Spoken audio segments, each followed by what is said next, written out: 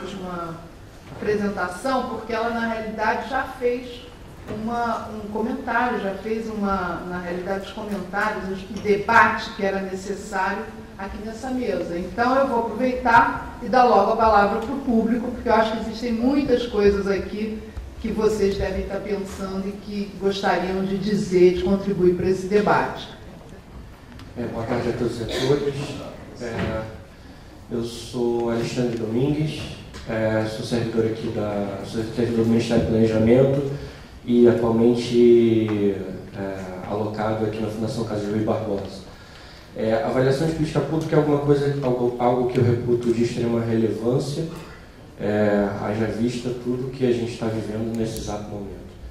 Eu queria tocar um pouco, Leandro, um pouco do que você falou sobre essa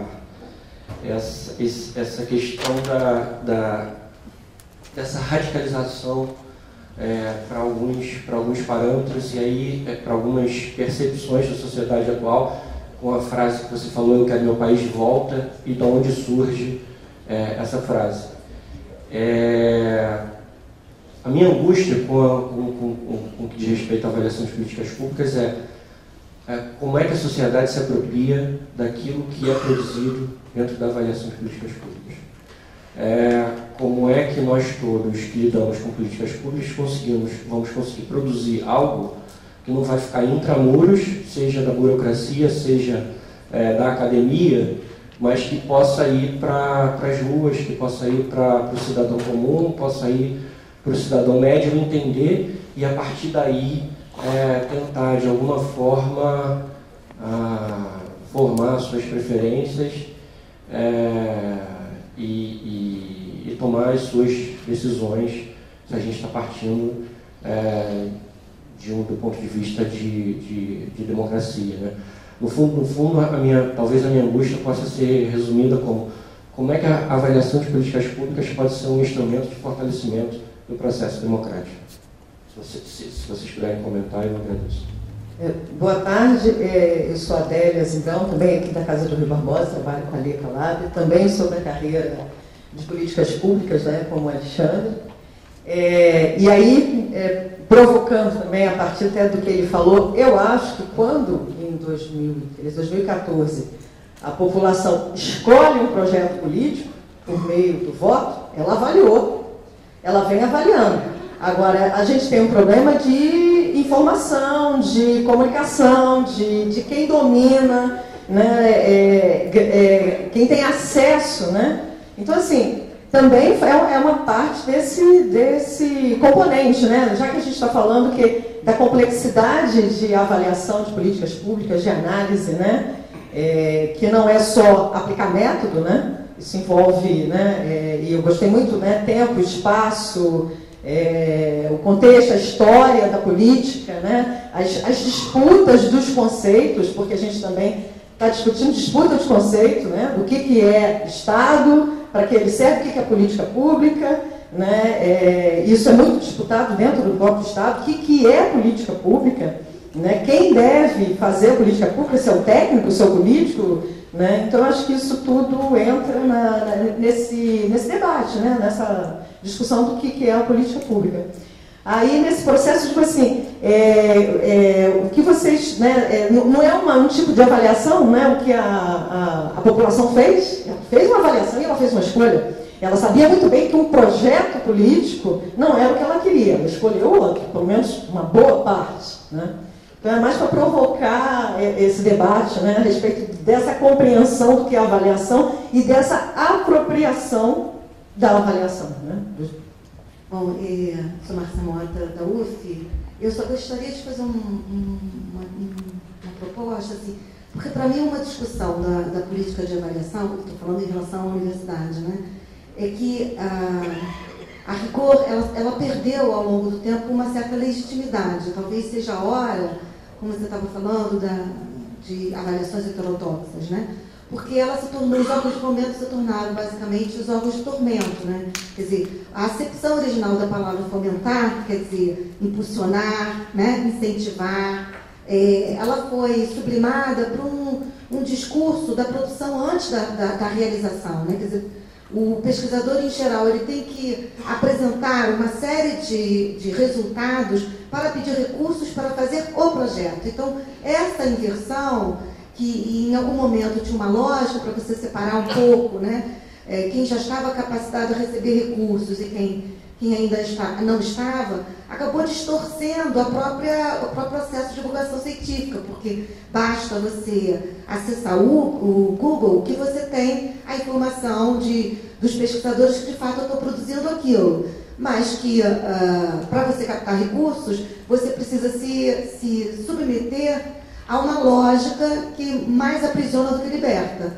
né? Então, se você se adequa a determinados parâmetros de avaliação que estão já formatados, as suas chances são maiores. Enquanto muitas vezes a ação de inovar representa um risco maior. Quer dizer, você necessariamente não vai ter um pesquisador que produziu, né, X artigos, que na verdade ele propõe uma coisa extremamente, não vou falar original, porque isso não existe, mas inovadora, né? Então eu acho que esse é um desafio, até para que a legitimidade do sistema de avaliação retorne, né? Algo que, por exemplo, como ela falou, a própria população já reconhece, né?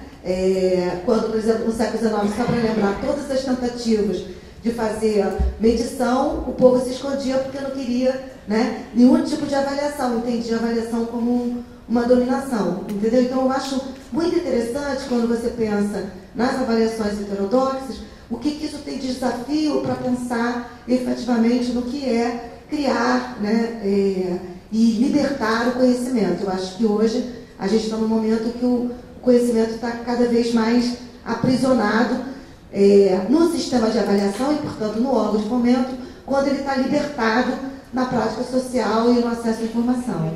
Vou fazer vários comentários, mas eu estou preocupada aqui com uma questão que eu me dou conta que a gente não tem propriamente um espaço para discutir isso. Assim, na opinião da mesa, como é que seria o modo de operação do núcleo, né? Vocês têm sugestões para essa questão, né? Como é que a gente iria realmente funcionar enquanto núcleo de políticas públicas da análise e avaliação? Quais são as sugestões para o funcionamento de um núcleo que efetivamente tivesse um papel importante na sistematização desse debate? Eu entendi a questão da apropriação da sociedade, colocada pela primeira pergunta. Veja, do meu ponto de vista, eu estou falando do ponto de vista das políticas culturais, o que eu quis demonstrar, talvez de uma maneira um pouco dramática, até porque é dramático mesmo, é que as políticas culturais vivem uma circunstância muito diferente das avaliações dos campos mais tradicionais. Porque no campo da saúde, ninguém vai dizer que a gente não deve ter política de saúde. Não conheço nenhum discurso legitimado, público, feito por mídia, dizendo assim, nós não devemos ter política de saúde. Mesmo no caso do meu outro companheiro aqui, quando a gente fala da questão da fome, também ninguém diz publicamente que a gente não deve ter uma política para isso. Existe uma destruição das políticas como elas foram feitas, se eu bem entendi. Aí você pode me secundar. Mas não existe um discurso público de que isso não deve existir. No entanto, existe um discurso público em relação às políticas culturais. E eu acho que é sintomático que um determinado conjunto de políticas do Estado, que são políticas já com algum tempo de duração, que tem uma inversão de recursos absolutamente pífia em relação às outras políticas sobre as quais a gente está falando. Quer dizer, estamos falando de um ministério que tem 0,3% do orçamento do Estado. No entanto, esses 0,3% eles têm um impacto social tão forte que cria um discurso contra a existência do próprio Ministério da Política de Estado. E isso, para mim, é uma questão que nós temos que pensar. Porque se a política, e aí eu vou passar já a palavra para os meus colegas, se a política pública, ela já é, de alguma maneira, ou já sofre, de alguma maneira, uma série de aprisionamentos do próprio processo de construção dos processos de avaliação de política pública, como eu acho que aqui o Juarez falou, a questão a quem serve essa avaliação e sobre o que realmente nós estamos falando quando nós avaliamos, a existência de um discurso antipolítica pública também demonstra muito sobre as limitações que a gente tem para avaliar. Só para responder rapidamente as outras coisas, eu, apesar de acho concordar com a Adélia, eu não acho que a avaliação pelo voto dê esse tipo de acuidade. Eu acho que nós estamos discutindo aqui no campo da avaliação das políticas públicas uma capacidade de acuidade e de validação de determinados, aspas, comportamentos do Estado, para usar um termo, que se eles são bons ou são ruins. E isso não é feito de 4 em 4 anos, isso é feito, aí eu concordo continuamente, e apesar de eu não saber bem como fazer em determinados programas e políticas da área da política cultural. Aí eu só posso falar da política cultural com mais interesse. Se você me perguntar como é que eu faço isso, por exemplo, na questão dos cineclubes, não sei como avaliar, sei os programas, sei os problemas, mas não sei como construir a avaliação, porque aí seguindo o Alcides, eu preciso dos atores, e os atores estão dispersos. Então, é uma questão complicada. E aí, a Márcia vai dizer, eu concordo, eu acho que a universidade perdeu a legitimidade, o sistema de avaliação da universidade perdeu a legitimidade quando se burocratizou de uma maneira complexa, talvez por perda de recursos, e acho que é uma discussão, mas só que é uma discussão só sobre isso, né? Só como nós, como núcleo, pretendemos inclusive avaliar quem nos avalia. Porque, veja, uma das funções do núcleo é avaliar quem nos avalia. Né? Então é isso, passo aqui. Não, de certa forma, eu acho que todos nós somos padrinhos e madrinhas, né, do núcleo, porque está nascendo e a gente, igual nas histórias infantis, vem como fadas e fados, sei lá, de fazer bons votos, né, para que essa criança cresça e desenvolva. E aí eu reitero meus votos de que ela seja bastante anti-hegemônica, né? E fico contente com a colocação do Alcides, porque o que ele explicita ali vai bem nessa direção, né? De não, tanto quanto possível, trabalhar para que a avaliação seja cooptada. Cooptada ela já é, mas completamente cooptada pelo estabelecido e fique a serviço de mais constrangimentos, mais controle, mais tudo que cerceia, né, tudo que oprime.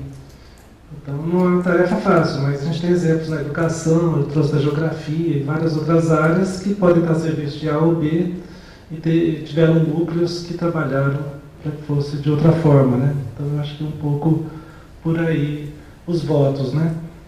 Agora, a gente não pode esquecer nunca que a avaliação ela é a tentativa de objetivação para o finalmente, né, que é absolutamente da ordem do não objetivo, né, que é o julgamento. Então, dizer se é bom ou mal, tomar decisões, extrapola a ordem da objetivação.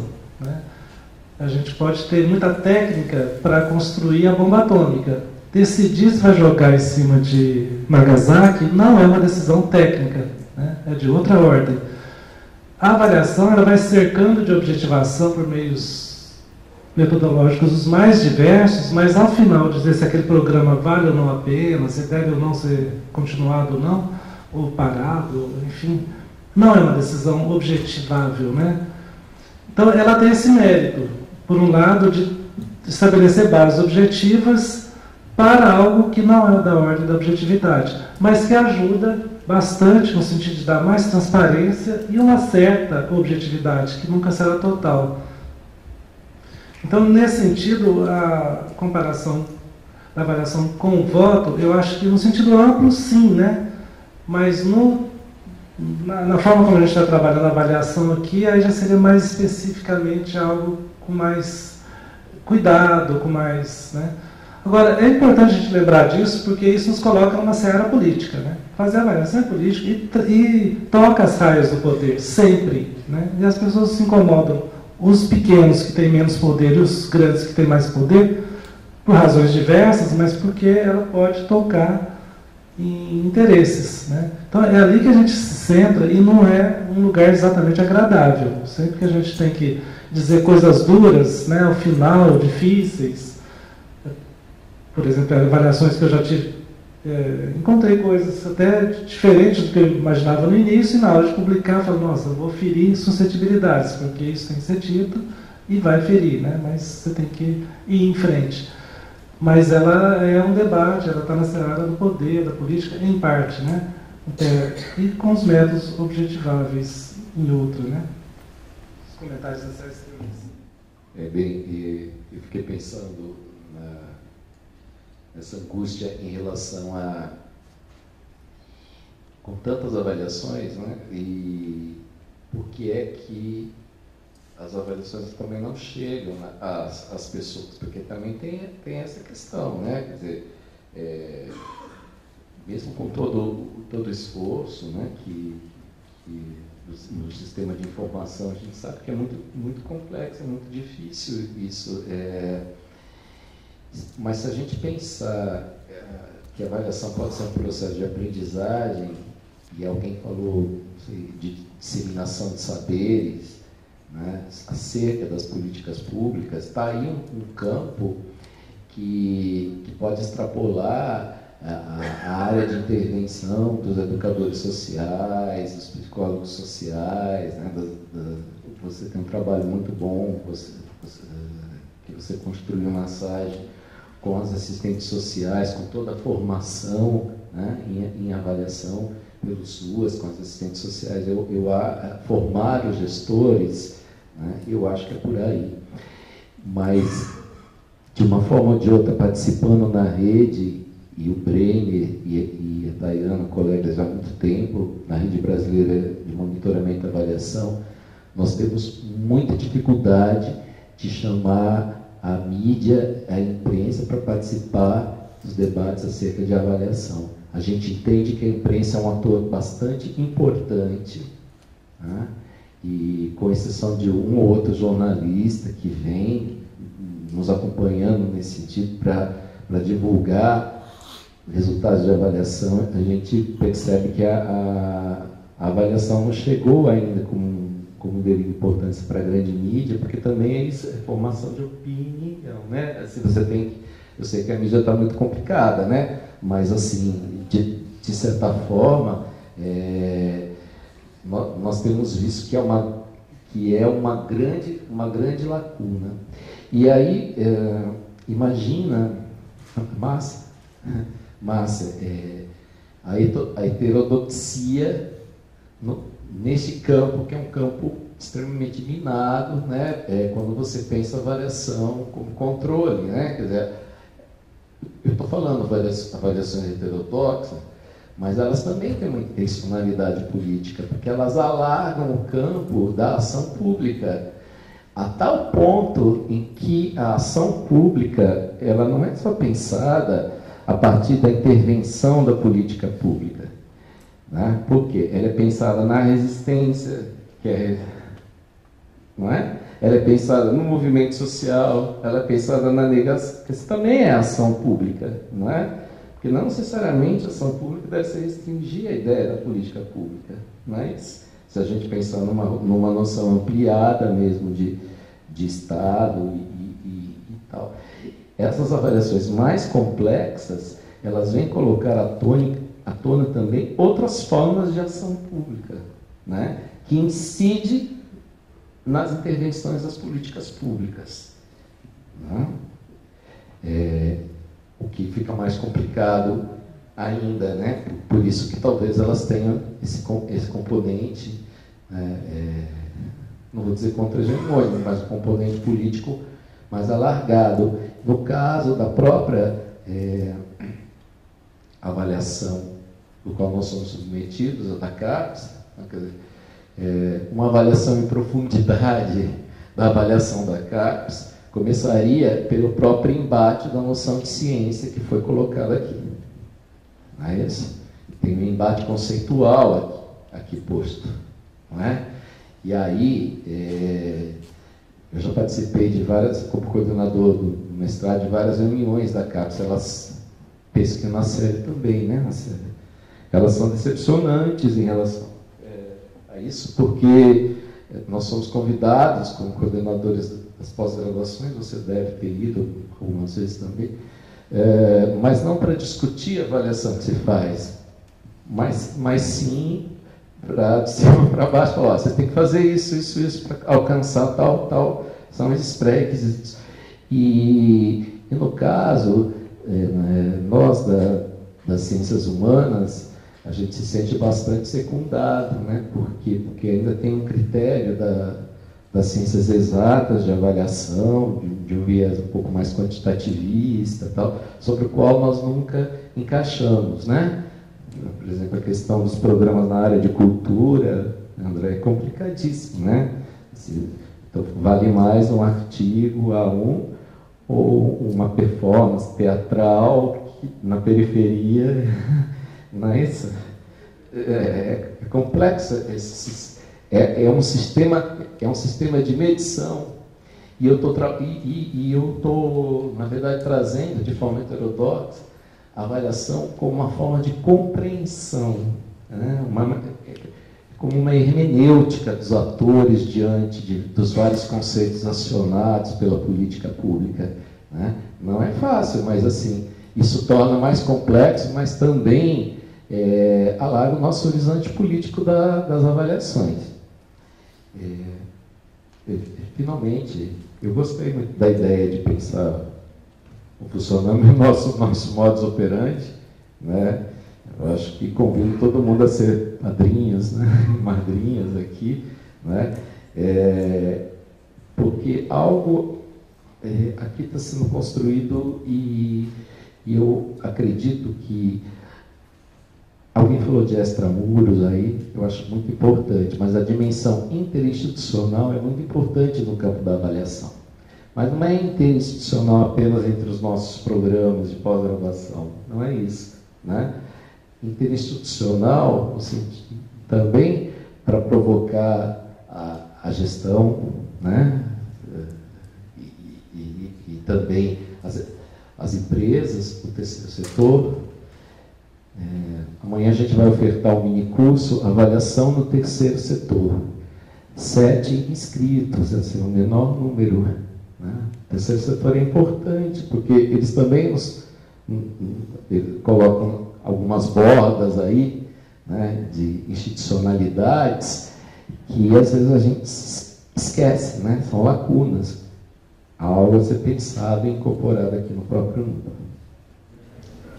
Não teve nenhuma questão mais específica para mim, então eu vou responder a Ana Célia, dizendo para ela, quer dizer, eu acho que começou muito bem, né?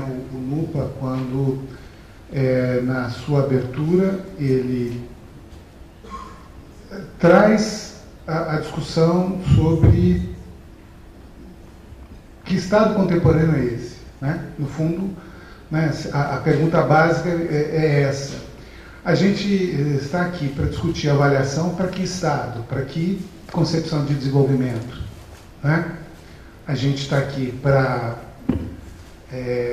enfim, advogar por um Estado cada vez menor, não é isso?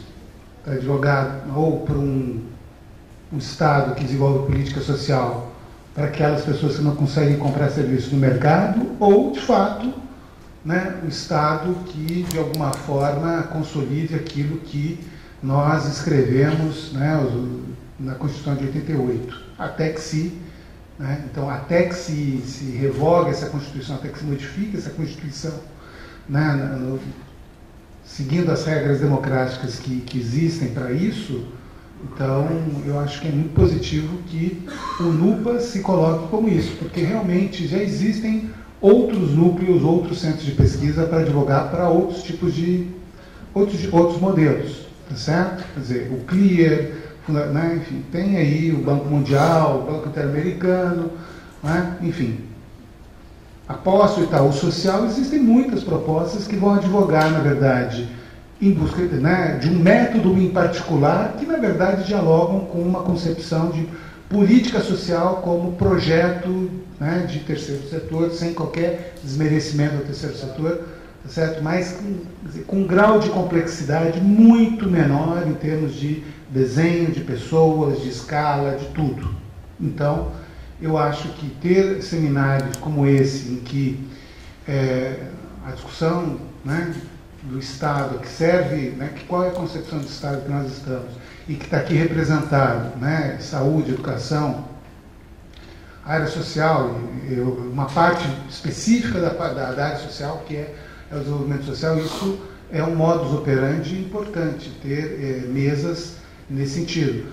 E eu sei que quando vocês convidaram, talvez a ideia fosse que eu falasse um pouco da gestão, eu acabei cumprindo um pouco disso, né? Vocês viram que o meu slide tem lá o logo ainda, enfim, né?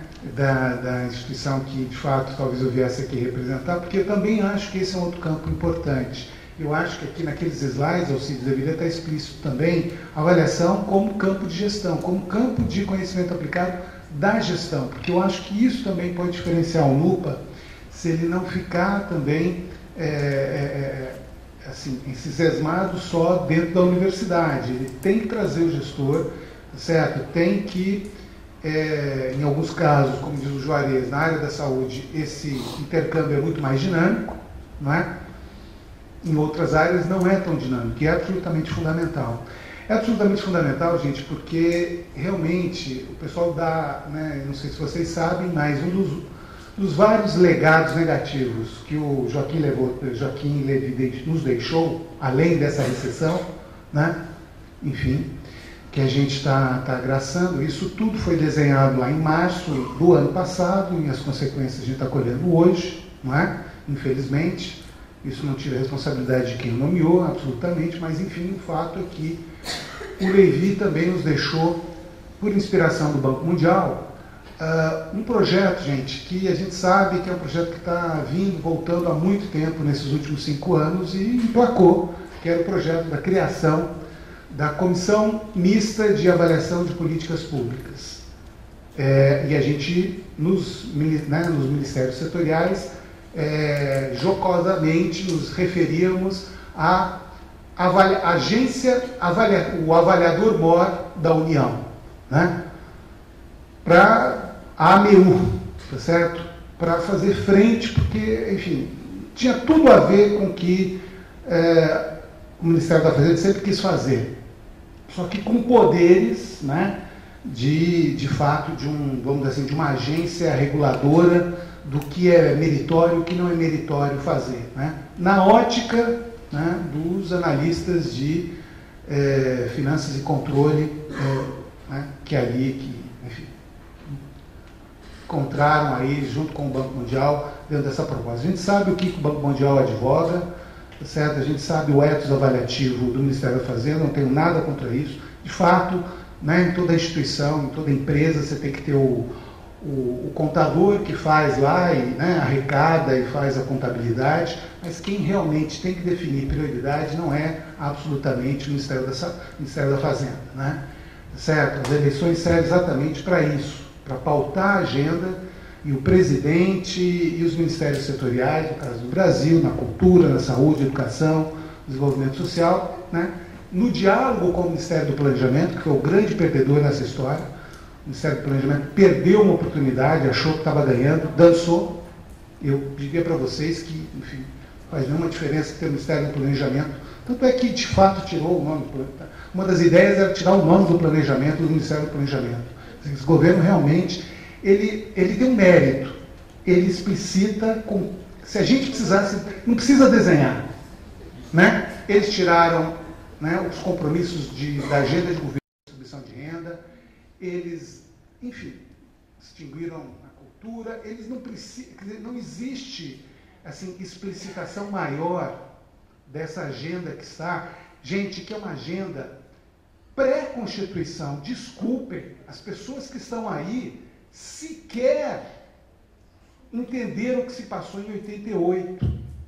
As personalidades que estão aí, você vai listá-las, gente, assim, da época do Sarney, pelo amor de Deus, tá certo?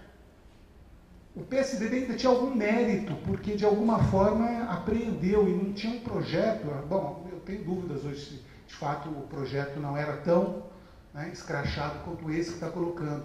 Mas não existe nenhuma ciência, não existe nenhuma técnica, não existe nenhuma elegância, não existe nenhum respeito, efetivamente, tá certo? Para o que está sendo colocado aí, tá? Enfim, desculpa, eu acabei, né, indo para outra vertente, mas era no sentido de, né, Ana Célia, de deixar claro isso, que ao fim e ao cabo, realmente a gente precisa ter muita clareza a quem são, a que se servem os nossos instrumentos, a que se serve a nossa reflexão, para não ser aprisionado, não é isso? Como a universidade está aprisionada por uma lógica de produção de conhecimento, que é uma lógica de produção do conhecimento como mercadoria para a venda das grandes editoras internacionais. Infelizmente, é isso, tá certo? Essa lógica, né? Então, realmente, ter um debate sempre alimentado com a vinda de gestores, com a vinda, essa visão multidisciplinar, ela é sempre muito importante. Eu aprendi muito aqui com o que o Juarez colocou, o que o Leandro colocou também, Alcides eu já conhecia um pouco também do que já tinha sido produzido, mas enfim. Então, esse debate é muito importante, essa troca interdisciplinar. Então, o NUPA, sendo um núcleo nesse sentido, é muito importante. É preciso, sim, fazer esforço, como a Rede Brasileira fez, de trazer jornalistas. A gente tem que... política pública não pode ser tratado por analista, por jornalista de conjuntura política, gente. Não pode. Eu já fui vítima, e todo mundo é vítima disso. Quando é instado a falar sobre uma política pública com um jornalista que não entende absolutamente disso. Não entende, ele entende de acompanhar a pauta de congresso, mas ele não entende da complexidade do objeto. Então, trazer jornalista para, conhecer um pouco mais o que é, que política pública não é projeto social, tá certo? Política pública no Brasil, ela tem esse desenho porque nós temos uma Constituição que preconiza, determinados parâmetros, que tem determinados valores. Isso tudo é muito importante para que realmente a gente não seja vitimizado por essa oligopolização tão forte que a gente tem na mídia, que certamente cria todas as distorções factuais possíveis, que é o que a gente está vivenciando. Se de fato, como eu disse, o paradoxo que a gente tem nunca se produziu tanto sobre avaliação de políticas e nunca se falou tanta bobagem em termos disso. É porque, de fato, tem um desses entes aí, a comunicação, a difusão, tem falhado muito nesse sentido. Por fim, minha última sugestão é que eu acho que a gente precisa fazer, me desculpe se é feio, eu estou um pouco fora disso, mas a gente precisa fazer entender então, avaliação, talvez seja um outro ponto, como, de alguma forma já está referido, mas avaliação como comunidade epistêmica de produção de conhecimento. Por que isso? Porque existem as comunidades com diferentes percepções sobre isso. A gente tem que fazer como a antropologia da ciência fez, em alguns contextos, de entender o laboratório, entender o que se passa na cabeça do pessoal, desse pessoal do TCU, o pessoal da fazenda, o que se passa na cabeça do departamento X da Universidade Y, que só acha que existe um método, que se passa, a gente precisa entrevistar, a gente precisa conhecer isso, explicitar essas visões diferenciadas, porque a gente, de fato, esse é um campo em que essas questões são menos mapeadas, certo? Então, ter uma linha de pesquisa que, de investigação de comunidades epistêmicas nos ajudaria muito a explicitar realmente quais são os valores, critérios com que cada uma dessas comunidades julga, avalia as políticas públicas e o que está faltando nesse processo, tá? Porque, enfim, abordagens mais simplórias, simplistas, para responder demandas de políticas ou de um Estado mais enxuto, isso é o que se tem desenhado aí, tá certo? É o que se tem manualizado. O que não tem exatamente propostas mais abrangentes, em que